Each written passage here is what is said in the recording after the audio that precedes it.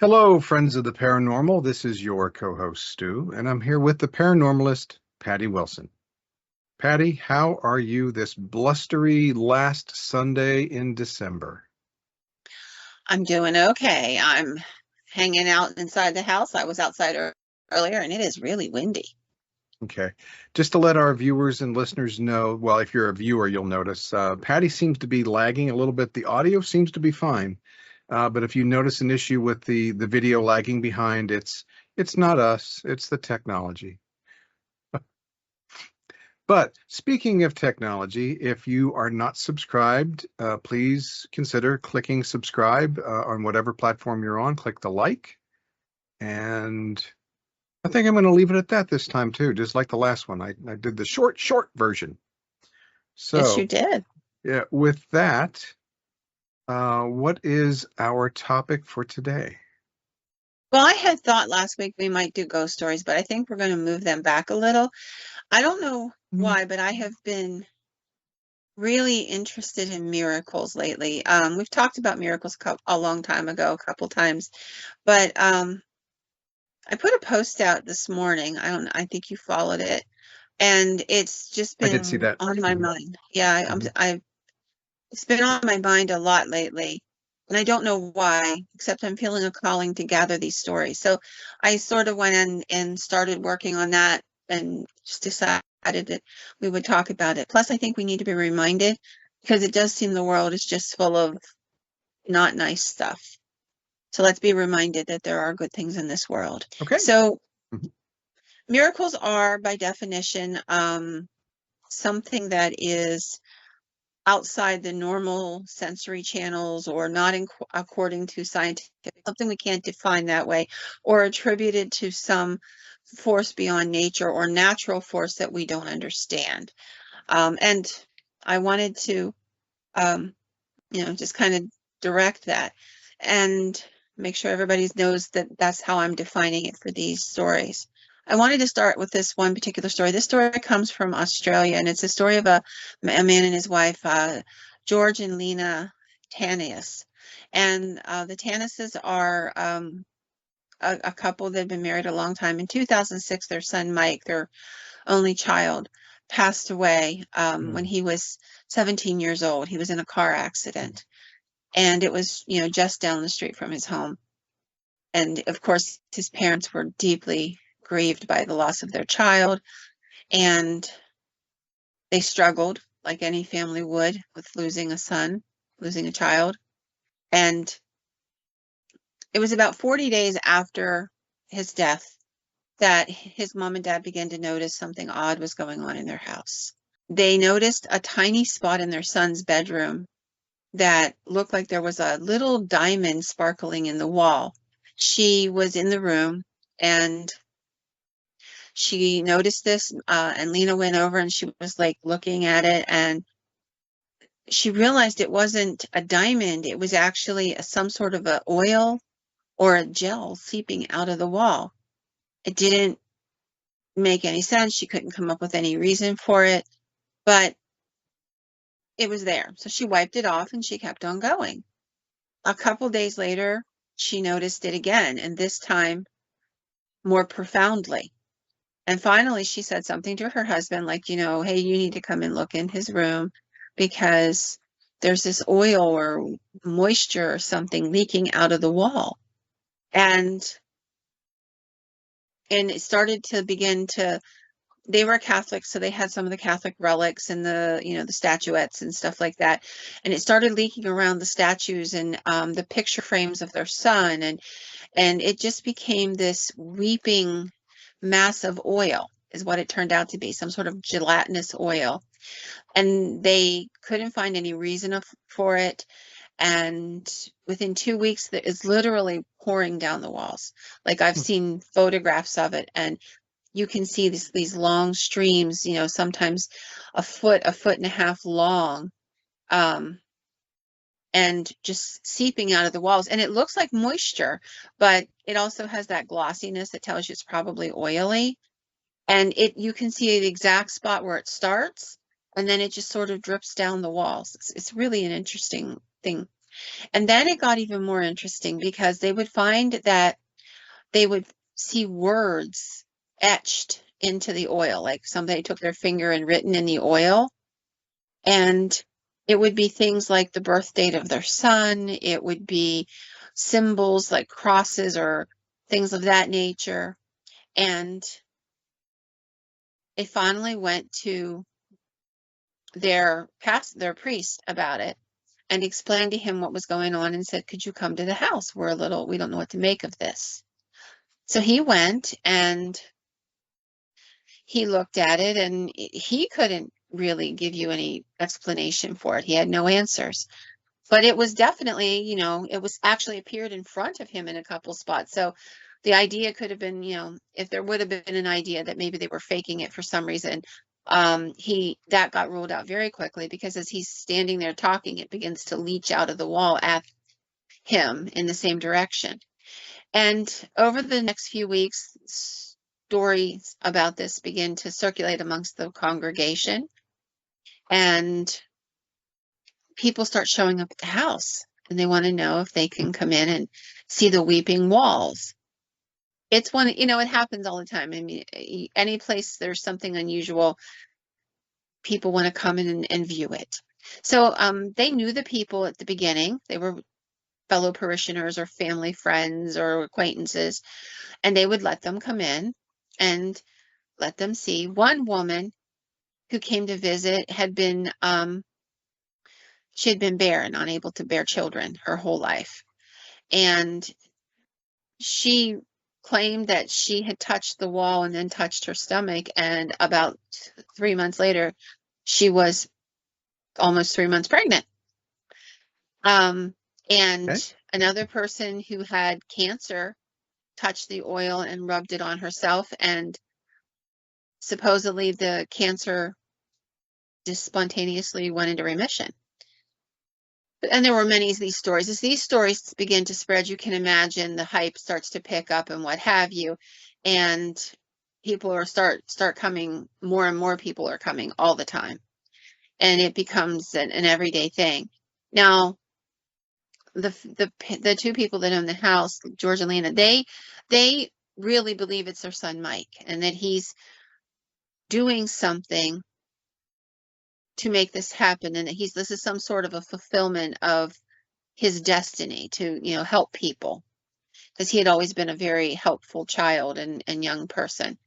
So other priests came and the Catholic Church sent somebody to take and check it out, and it just, continues. So the oil gets tested, and they say that it's an interesting combination. They can't explain it. They've not seen it before.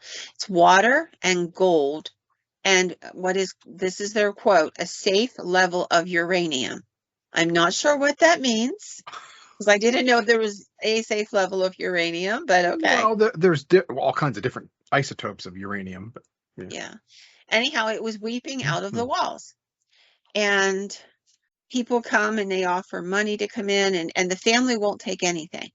At no point does anybody ever come forward and say they asked them for a penny. They're just, please come in and share our miracle. And if it helps you, we're good. Now that becomes important because the house begins to pick up of infamy in Australia. And it's, appears in different newspaper articles and on television. It's called the Weeping House, the House of Miracles, that sort of thing.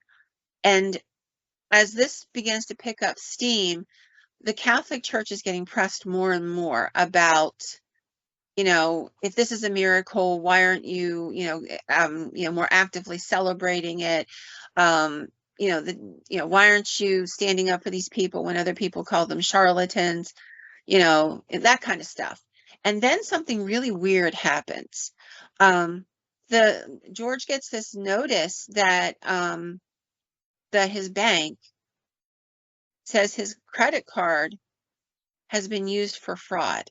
And now this is a gentleman who's never had any problems in his entire life. He was a nice guy, went to work every day, paid his bills on time, that dude. Okay. And it's interesting.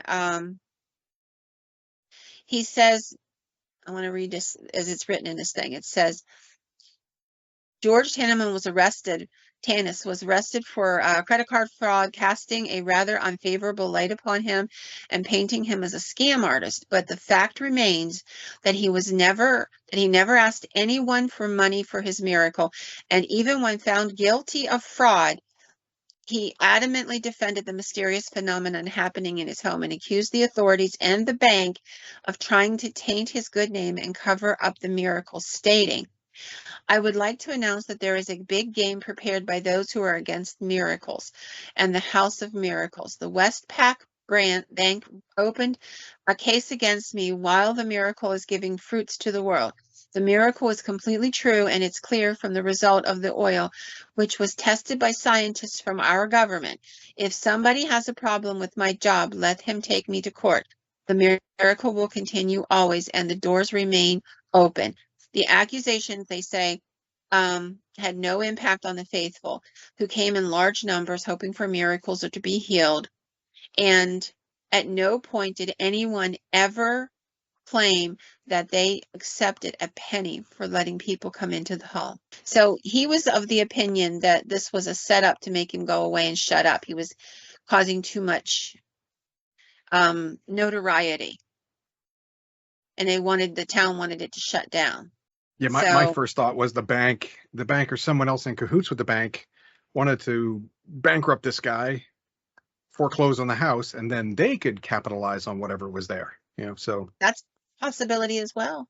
Mm-hmm.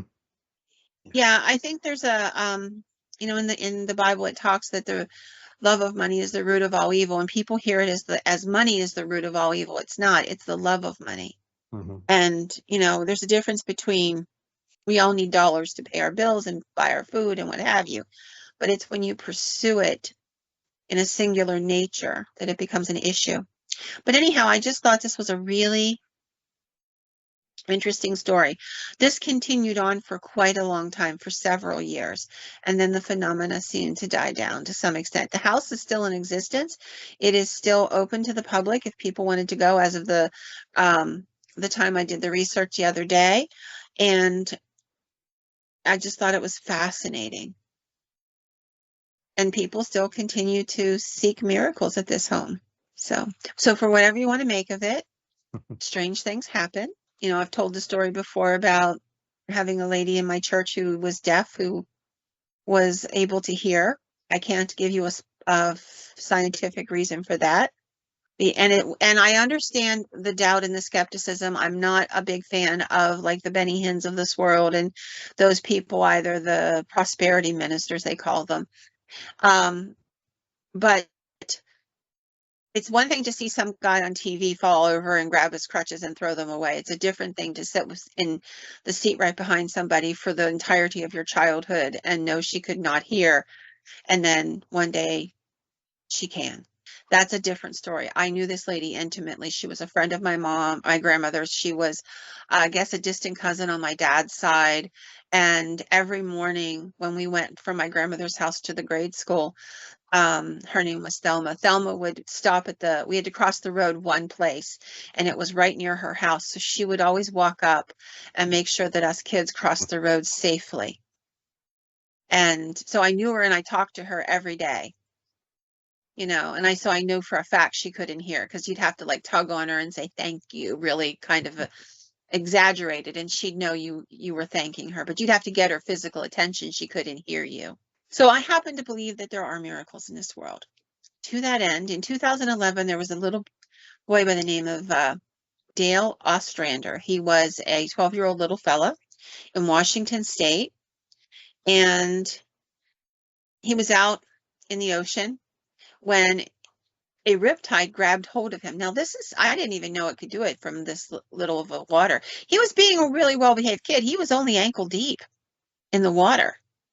Wow. Okay. According to the documents, he was on Long Beach in Washington State, and it says he was suddenly grabbed by a riptide and pulled out to sea while wading in only ankle-deep water. Dale is estimated to have spent 20 minutes under the water before he was pulled from the water by another 12-year-old, Nicole Kissel, who was out bodyboarding and saw him floating. So Dale was dragged to the shore, He was found to have no pulse and he was not breathing. He was resuscitated and ambulance was called. He was not in good shape at all. He was placed in a medically induced coma and they believed he was brain dead. That's what the doctors told the family. He's brain dead.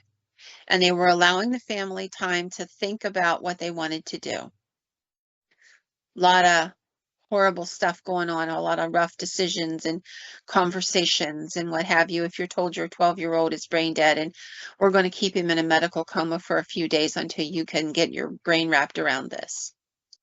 So you know where they were headed. Pull the plug and let him pass kind of conversations. But 4 days later, he suddenly woke up from this coma on his own and he could talk. He was obviously not brain dead, as they had told him, or had told his family. Mhm. He went through some rehabilitation and made a complete recovery. In fact, this case caught the attention of a lot of the doctors because he had been technically, physically dead. They were puzzled. They couldn't explain it. They came up with possible explanations. You know, he was young, the water was cold, et cetera, et cetera. But they definitely, the machines actually showed he was brain dead. And at one point, they know that from the time he was grabbed until he was brought to shore, it was at least 20 minutes. It's a long time. Yeah, isn't 4 the magic number? 4 minutes? Yeah. Mhm. I mean, there have been other cases where it's not been that way.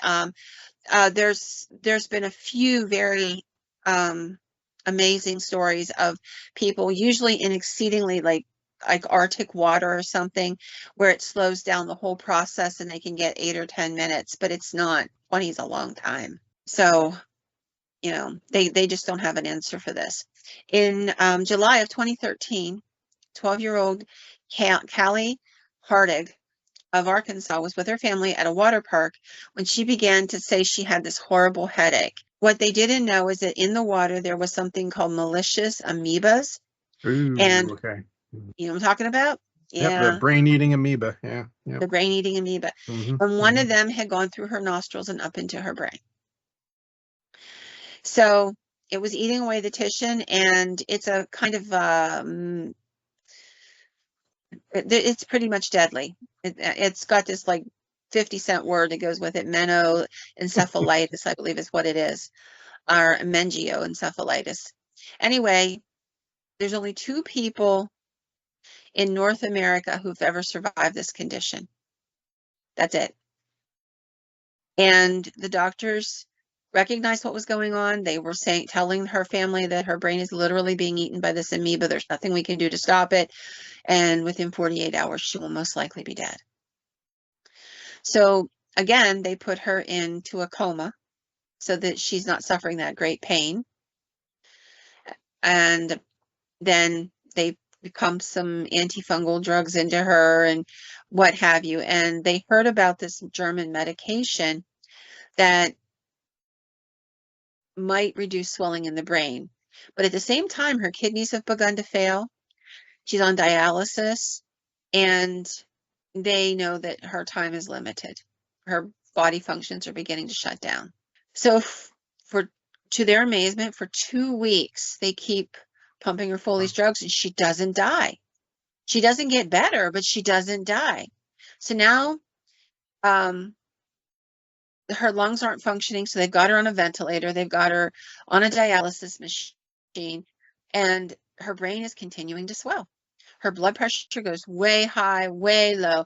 They don't know how much longer she's going to live, but they tell the family she's almost certainly going to die. You need to get your brain wrapped around this. And, you know, they kind of give them the death notice at this point. Like, everything's shutting down. It's getting worse. It's slow. We understand it's slower than we anticipated, but there's no hope. Just stop. And as having been the recipient of somebody telling that to me for 18 days for a loved one of mine, I will tell you it's one of the most crushing experiences of your life. And that was my mom. I can't imagine it being your child. My heart just goes out to these poor people. So anyway, one day, all of a sudden her blood pressure stabilizes, the swelling disappears in her brain, and she's okay. They say, you're going to have to understand she's going to have brain problems. There's going to be trauma. This amoeba has been eating her brain for 2 weeks, and she's not going to be your daughter. She may not remember anything. She may not be able to speak or walk or any of this. Please understand. So they bring her up out of that coma. And to their absolute shock, she looks at her mom and says, "Have I been sick?" And the doctors can't explain it. In fact, there will be doctors who will say that whatever happened to this child's a miracle. 8 weeks later, she walked out of the hospital fully functioning in all of her faculties with no damage whatsoever to any of her organs. That was And my her next brain, question. Yeah. yep, What about the organs? Wow. her brain functioning perfectly. And she has lived a normal life since then. They thought maybe it was the treatment that they had done because of that drug from Germany and all of this. But a few months later, another child, same age, basically same general health, ends up in this same hospital area. And they give this child the same treatment, and within 48 hours, the boy dies. So that alone could not have been the only force at work. The child had no, comorbidities or anything like that that would have changed things. A normal, healthy 12-year-old boy.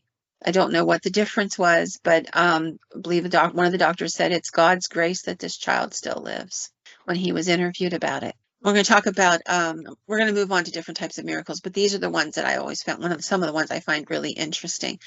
To a gentleman by the name of Michael Crown. He was 23 years old at the time. This would have been August of 2012. He is sitting on his couch, not doing anything, and suddenly he loses consciousness. His family rushes him to the hospital. His heart's ability to blood is rapidly decreasing. They estimate that it's maybe between 25 to 10% of his blood flow is going through his body. He's got acute inflammation around the heart. I would imagine that's kind of myocarditis, the swelling of the heart, the tissue around the heart. And they say he needs a heart transplant. His mortality probability is that he's not going to make it if he doesn't get this transplant. And it takes several weeks to find a heart for transplant. In the meantime, he's hooked to an external heart-lung machine, and he still continues downhill. He's plagued by severe fevers. He's got convulsions. His heart stops completely on multiple occasions. He suffers blood clots, internal hemorrhaging.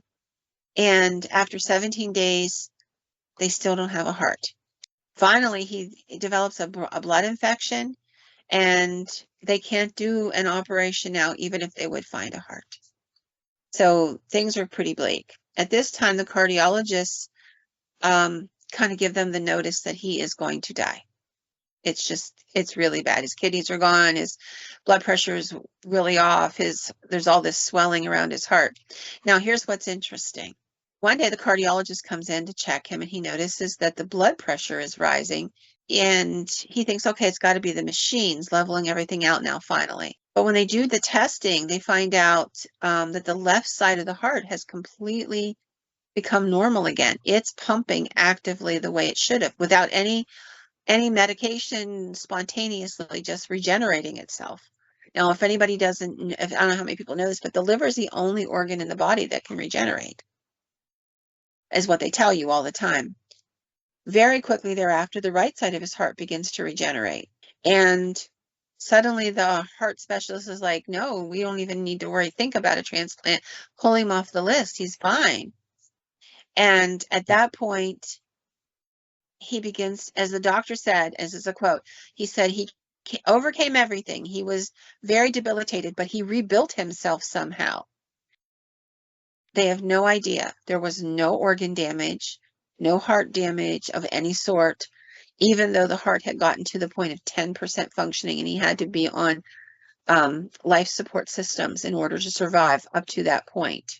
They have no idea what caused it to happen. All they do know is that there were people in the hospital, with him, praying, family and friends all the time. So I wanted to move on to some other stories of miracles. In 1975, this gentleman, he writes this about his experience. His name is Joe. And he says, I was 18 years old, and my friends and I got in a car in Jersey one day where we lived, and we're going to go out to the Pine Barrens and goof off. It was November. We ran into a snowstorm, and at about 11 p.m., we were we're on the last road getting home to drop off at my friends. It's really a bad snowstorm. Things are moving slow, and suddenly my friend Andy, who was the driver, said, "Oh my God." And at that moment, they heard the car starting to buck and they realized they were out of gas. And they're on an isolated road. They are stuck there for like 3 hours. They don't know what to do. There's no phones, or phone service at the time. It's literally a bitter snowstorm. Finally, out of the distance, a truck appears, and the driver pulls over, seeing the car along the road, and says, "Do you need help?" And the driver of the car says, "Hey, we ran out of gas. Is there any way you could go get us some gas?" And the guy's like, "Don't worry about it. I have 5 gallon of gas in the back of my truck. I always keep some for emergencies." And he goes to the back of the truck. He gets the gas out. He fills the vehicle with the 5 gallons. And they try to pay him. He says, "Oh, no, no, don't worry about it. It's cool. I always try to help when somebody needs help." And they said, "Well, can we have the gas can? We'll return it to you tomorrow and we'll fill it up so it's there for someone else." And he said, "Sure." He said, "Look, I live right about a mile down this road. You'll see my truck in the driveway. Just, come on down when the weather's safe and you can do it." He gives them an address and all the information. And the next morning, they go looking. The guy had told him his name was Frank Gilmore. So they fill the gas tank up, the gas can up in the morning, and they want to go thank this guy because he really did possibly save their lives. Out there without gas, you can't keep warm, so he really did save them. So they go down and they start looking for this place. They can't find this road. They can't find the address. They can't find the truck, nothing. They drive way further than a mile, turn around thinking they had to have missed it, go back, look everywhere, nothing. They check out everything. Finally, they go to the police station in town and they said, "Hey, we're looking for a dude by the name of Frank Gilmore. He lives on this road on this address." And the police officer looks up at him and he says, "Son, there isn't any such road in this town." And they're like, "Well, maybe we misunderstood. Maybe it's the next little village over, called, the Forked River, is the name of the little town." So they go over there and they look around, can't find anything. They go to the police station and they said, "Hey, we're looking for this address. We want to give this stuff to this man. He helped us out. Is there any way you can tell us where to go or how to get there?" And the guy looks at him and he says, "I got no clue. I've lived here my whole life. I know these roads like the back of my hand. I'm a police officer in town. There is no such road in this area." And this gentleman, Joe, he said,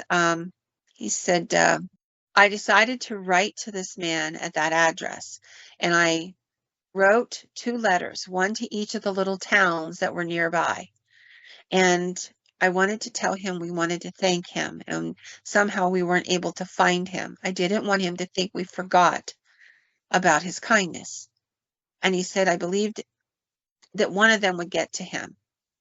And about a week later, they both returned with the stamp of undeliverable. And he said, "This has stayed with me my whole life. I think about it. I think that this experience made me a caring and giving person. I honestly believe this man was an angel." And he said one night, years later, he was thinking about it. It has never left him. And I get that. There are things in my life that, I'm sure everybody has them, where they come back up time and again because we don't know what the answer to the mystery is, or it just touched us in a profound way. And he says this is how he got his answer to this story. And this is what he said happened. He said, about 4 months after this happened, I woke up in the middle of the night. It was about 3 a.m, and I couldn't sleep suddenly. So I went to the living room to get a book from the bookshelf. Tried to turn on my bedroom light, but it wouldn't come on. I tried to turn on the living room light when I got to the room where the bookshelf was, but it wouldn't come on either. So I went to the bookshelf in the dark and I pulled a book off. I couldn't see which one it was. When I get to the dining room, I open the book. I turn on the light and I throw the book on the table and it opens up and the light works. He said, this is what he found. He said, I went to the table and I saw the book that I had taken from the shelf was the Bible. It had opened to John chapter 4. And this was how I knew it was an angel. Unless you see signs and wonders, Jesus told him, you shall never believe. The royal office official said, Sir, come down before my child dies. And Jesus replied, you may go. Your son will live. The man took Jesus at his word and departed. While he was on his way, servants met him with the news that his boy was living. When he inquired as to the time when his son got better, they said to him, yesterday at about 1 in the afternoon, the fever left him.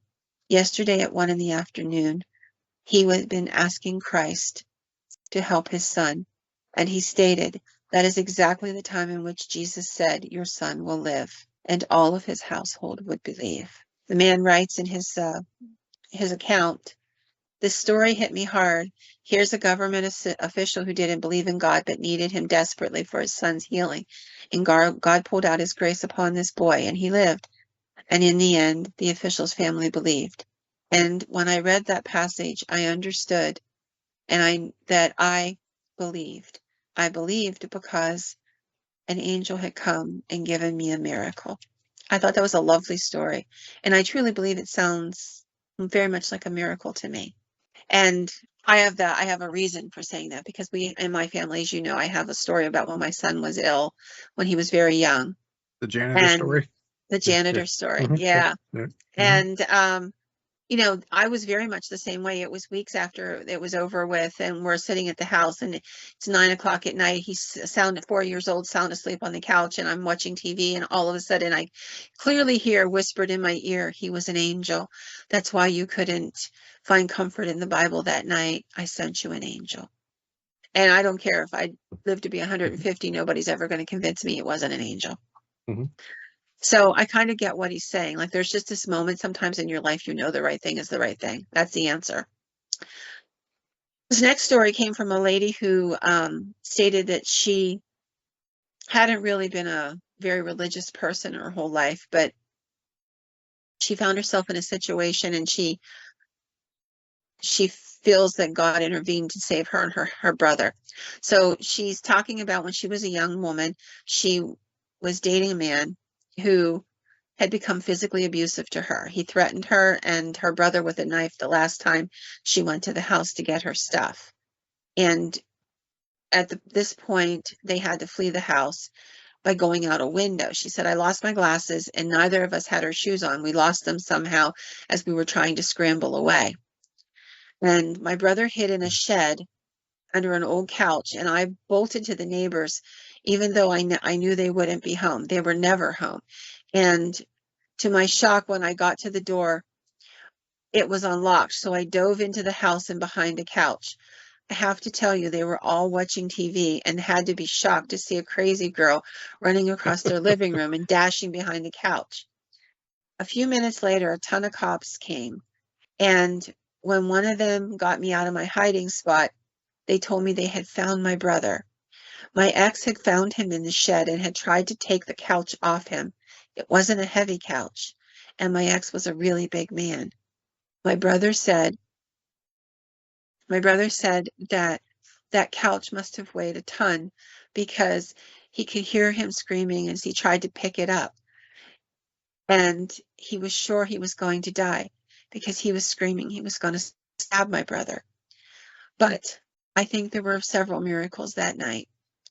It was so amazing that these people that were never home were home and their door was unlocked. And that instead of thinking I was insane, they called the police and helped us. It was insane that my ex kept telling the cops he couldn't understand why he couldn't pick that couch up. And they could pick it up, one of them at a time, when they got there. So because of these miracles, which might not sound like miracles to you, My brother and I are both alive. I don't think it makes it any less of a miracle, but Me either. And there's just so many of these wonderful stories. So this one is, it's called An Angel's Guiding Hand. So this is, it says that during grade school, this young man was, he had his birthday at school. He said, and I put down my crown that my teacher gave me because we had a crown whenever we were our birthday kid, so that I could play at recess. I was running back to play with my friends. 3 boys suddenly tripped me.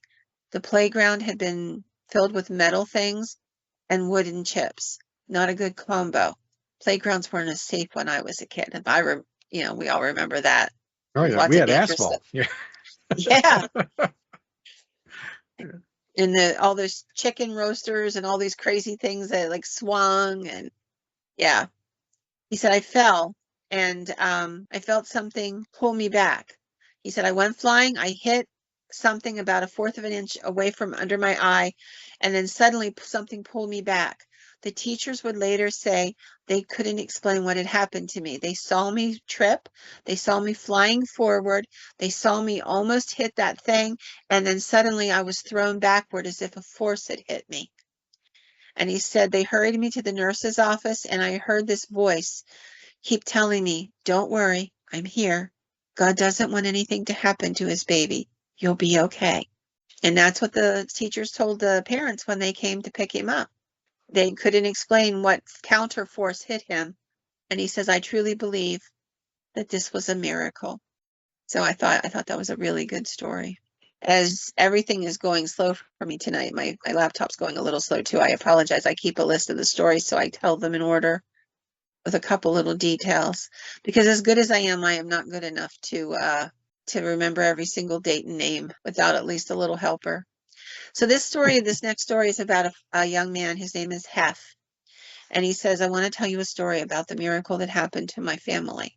He says that at 4 o'clock in the morning, he received a phone call one night from his sister. She was extremely upset. She kept saying that he was going to be in a car accident. He was going to be in a car accident. You need to be careful. And she said she didn't know if I would die or not, but she was crying. She was seriously afraid for me. So she prayed with me, and I prayed with her. She told me I needed to be very careful, take different routes to work, do anything I could to change the pattern. And I believed her. And then my mother called, and she asked to pray with us. She said she had had a nightmare in which I had died in a car accident, and we ended up on a 3-way call. Now, I work at a hospital, so the next day I was terrified. I even thought about not going to work, but you can't hide from fate. So I took a different route, and I did all the things I promised my mom and my sister I would do. And I'm working through the day, and everything was okay. I was in the rehab area, and there was a gentleman there, an older man, sitting in a wheelchair by the door, and he's watching me. And finally, he called me to him, and I figured he was going to complain about something at the hospital or ask me to take him somewhere. So I walked over to him, and he grabbed my hand, and he said God told him that I would be in a car accident. I needed to be careful. He said somebody who was not paying attention was going to hit me. I was so shocked I almost fainted. He asked me if it would be okay to pray for me. And then he said, you know God loves you. And he prayed for me. He said I felt weak in the knees, and I finally left the hospital. I drove like a little old lady. I observed every intersection, every stop sign, every stoplight. And when I got home, I called my mother and my sister to tell them I was fine. My sister said, I'm so grateful our prayers worked. I think you'll be okay now. I can't tell you it's a miracle. I can't say somebody hit my car and knocked me into a wall or a telephone pole, but I can tell you that I believe that God sent enough people to warn me so that I would be careful. Yeah, especially a stranger, just out of the blue, just. Yeah, I think that was Mhm, the one that kind of puts it over for you because you're mhm. like, okay, I could see the sister. I could even see the mom and the sister both kind of picking up on the same vibe because I know, my mom I would honestly, on 100 times if it happened once, I'd pick up the phone to call my mom or my mom would pick up the phone to call me and we would the other one would already be on the line. I literally had just dialed her number or something like that, so I could see that. But the stranger, this older gentleman just sitting there watching him, that was a really interesting one. This other one is it's called The Reading Angel, and it's a gentleman who's talking about in 1994. This particular person ended up in the hospital with acute pain from a fibroid tumor the size of a grapefruit in her uterus. They had surgery. There were complications, and she was struggling. She said, the doctor gave me morphine on an IV drip, only to find out that I'm allergic to morphine. Neither one of us knew. I had a bad reaction, and they had to counteract it with other medication. I had just had a horrible major surgery. I had learned I may never have children, and now I'm having these drug interactions.